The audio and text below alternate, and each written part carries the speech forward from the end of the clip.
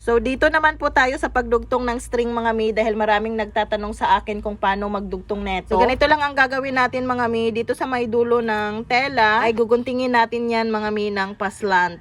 So, parehas dito sa ginawa ko, tinupi ko po yan pagkatapos naggunting ako ng paslant. Ayan. So, kulay yellow tsaka green yung gagamitin natin mga mi para di kayo malito. Dapat dalawang kulay yung gagamitin natin. So, dito sa green, nagunting din ako ng paslant.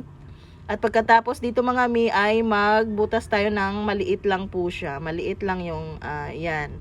Parehas dyan sa ginawa ko. And then dito naman po sa yellow, magbutas din tayo dyan ng maliit lang. So, katapos dyan mga mi ay ganito na ang gagawin natin. Ipailaliman natin yung green na string, tapos paibabaw natin yung yellow.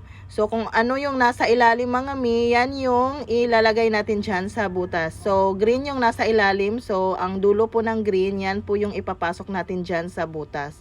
So, ipapasok lang po natin yan. At kung maipasok na natin yan mga mi, hilain lang natin yan. At yan, pwedeng-pwede na nakapagdugtong na tayo ng string. So, ganun lang kadali mga mi, kaya sana masundan nyo. Diba, di mo na kailangan magbuhol or magtali ng string kung magagaya mo tong pagdugtong ng string. O, diba, ang galing, ganyan lang.